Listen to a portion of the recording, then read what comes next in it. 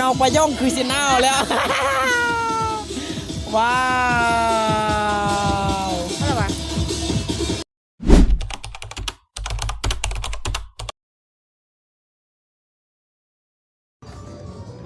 กับทักทายสบายดีพ่อแม่พี่น้องบทสุขูสุคนที่เข้ารบหักแพงเด้อยินดีต้อนรับเข้าสู่ส่องเบานึกเผาปลายเนาะตอนนี้เบานึกอยู่บ้านของเซาลีเนาะบ้านดงหลวงเมืองเพียงแขวงสยบุรีสปปลาวเนาะคือมื้อนี้ก็เพิ่นยังลิ้นสงกรานต์อยู่พี่น้องเนาะบางพื้นที่กับบ่ได้ลิ้นแล้วแต่ว่าอยู่บ้านของเซาลีแม่นมื้อนี้ก็ยังลิ้นอยู่เนาะ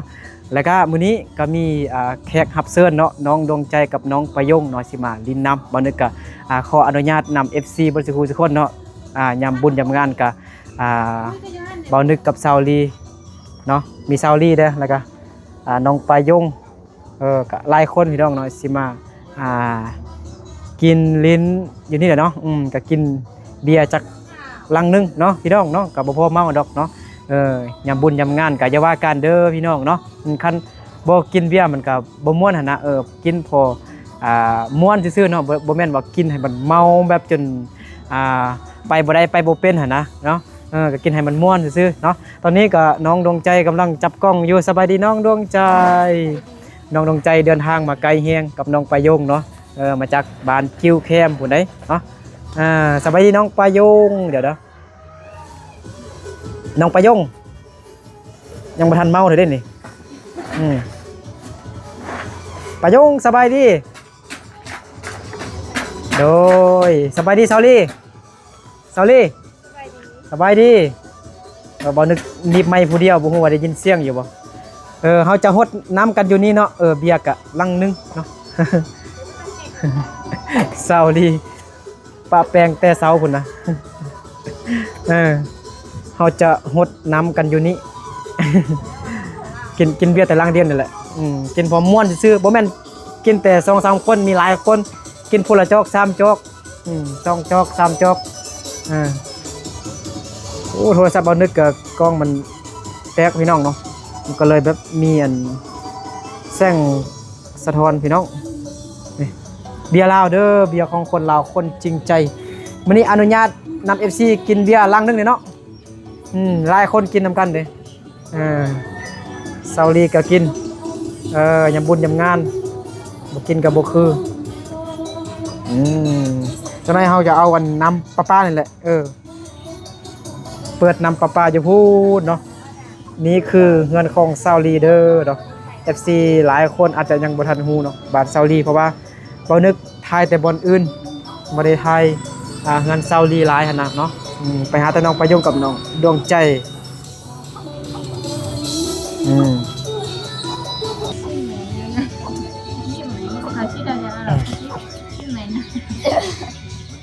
นี่มาไอ้บ่ดึงก่อนอาชีพทำนี่อยู่บ้านคิวเข้มน้องประยงก็ได้ลิ้นเนาะลิ้น2 มือบ่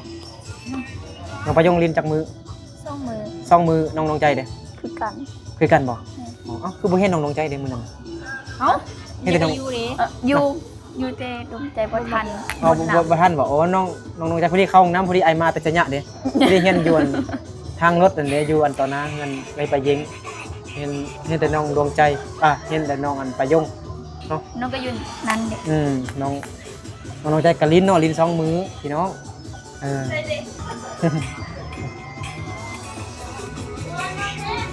เซาลีมาโอเคเข้าก่อนจะกินกินข้าวก่อนจะกินน้ำฮะไม่ยังก่อนให้รวยอาชีพบ่วงอันนี้ตักไปอยู่บ่มาลีไอ้แม่บ่จิวนะเดี๋ยวกับซิมีอันเขากินข้าวอิ่มก่อนบ่วงคือเป็นจังซี่ลิบ่วงธรรมดาบ่มีบ่คือมีบ่วงนี่สดน้ำบ่ได้ติฮะผู้สาวผู้บ่าวต้องกินน้อยๆเอาเนาะขันยักเข้าเลยมาสนใจไผหลายๆเนาะน้องสิไปนำไผก็ เอากินข้าวก่อนจึงเอาลิ้นน้ำ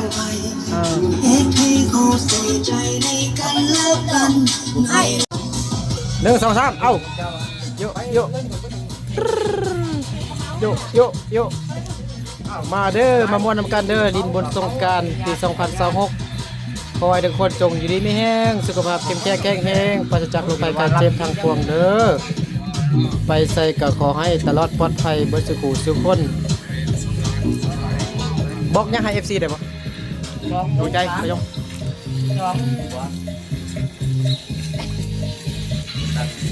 เบายังได้บ่เบาแห้งได้มาเด้อ FC ทุกคนมาลิ้นบุญสงกรานต์อยู่บ้านเฮ้ยดีบุ้งเบาซ้ำตอนนี้ก็กำลังกินเบียร์พี่น้องเนาะนี่ของแกมขนมข้าวเหนียวเนาะเศร้าลีปะแป้งเศร้าแล้วเศร้าดวงใจอยู่ดีไม่แห้งเด้อพ่อแม่พี่น้องเบิดสุขุสุขคนเศร้าลีปะแป้งน้องดวงใจกับน้องไปยงก่อน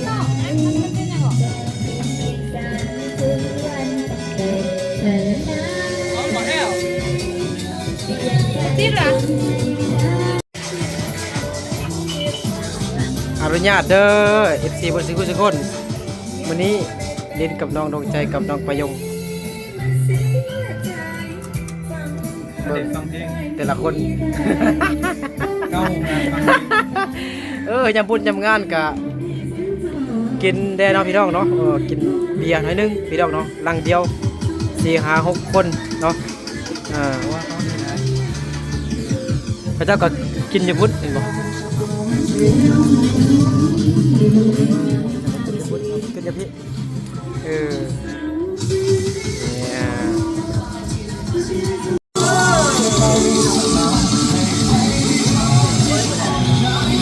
สนใจปีหนึ่งมีเถื่อนึงปีหนึ่งมีเถื่อนึงพี่น้องเนาะมื้อนี้น้องดวงใจกับน้องปายงลิ้นเต็มที่เลยพี่น้องเมาน้อยนึงบ่เป็นหยังเนาะอนุญาต FC เบิดสิคู่สิคนเด้อเนาะบ่ให้มีดราม่าเด้อเนาะยามบุญยามงานก็ต้องกินเบียร์จักหน่อยเด้อ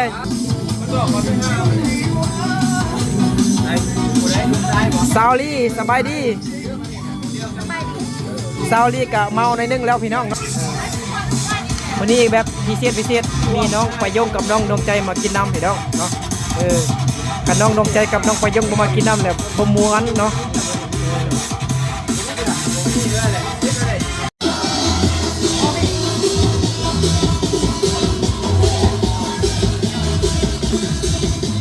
มาเด้อพี่น้องเนาะมาเล่นประสบการณ์กับการเนาะกรุงเทพมาต่างจากชนบทลาวเด้อ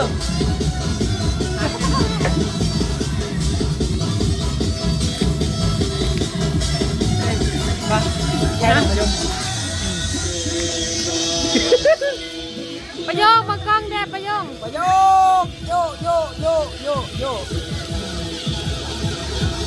ว้าวน้องประยงนี่น้ำผู้เดียวแล้วพี่น้องน้องประยงคือสิน้าแล้วว้าวเด็ดเลยปีใหม่มีเจอเดียวเด็ด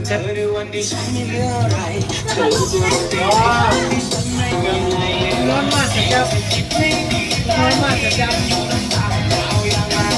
ล้วนี่บอกจะอารมณ์มากจะเด็ดร้อนมากจะ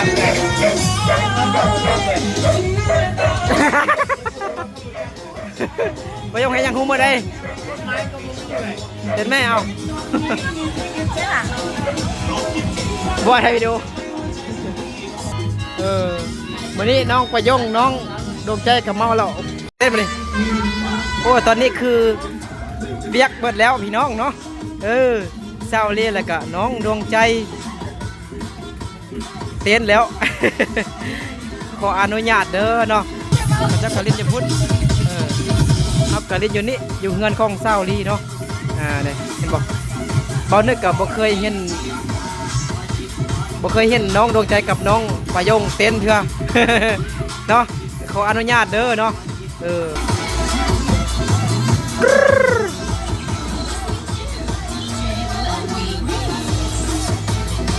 โยมื้อนี้บ่นึกน่าจะบ่ทันได้ทายอยู่ในหมู่บ้านพี่น้องเนาะก็ทายแต่อยู่บ้านของเศร้าลีทายน้องดวงใจกับน้องปายงเต้นน้องดวงใจแท้กินเบียร์2-3 จอกคือสิเมาแหละเนาะปายงเต้น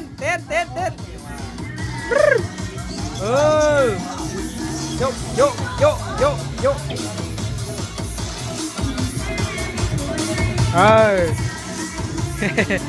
คลิปนี้น่าจะเป็นคลิปสั้นๆเนาะบ่ยาวเนาะเพราะว่าบ่นึกกับบ่ได้เลาะไปท้ายหั่นน่ะเนาะท้ายแต่อยู่หน้าบ้านของเศร้าลีเนาะคือบอนที่เฮากินบอนที่เฮากินเบียร์มื้อกินนี่ก็เปียกหมดแล้วพี่น้องเนาะต้องลิ้นน้ำกันก่อนเนาะมี FC ว่าอยู่ไทยแท้เขาเจ้าเศร้าลิ้นบนสงกรานต์แล้วเนาะแต่ว่าอยู่บ้านของเศร้าลิ้นยังลิ้นอยู่เด้อเนาะน้องปายงกะเมาแล้ว ปายงลุกเต้น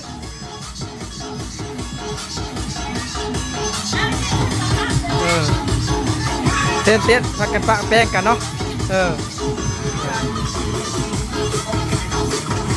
เศร้าลิ้นกะคือชิเมาแล้วเนาะกินเหล้าบ่แม่นกินเบียร์เนาะเหล้าบ่มีแต่เบียร์เศร้าลิ้นเต้นให้เบิ่งก่อนเศร้าลิ้นเต้นก่อนโยเอาเศร้าลิ้นบ่เคยเต้นจักเทื่อใดครับก็เต้นครั้งแรกเลยเนาะม่วนๆพี่น้องเนาะปีนึงมีเทื่อนึงเนาะเฮากินเบียร์นี่ก็กินแต่มื้อนี้ซื่อๆดอกพี่น้องเนาะแต่ว่ามือที่โบแมนมือบุญเฮากับบอกกินพี่น้อง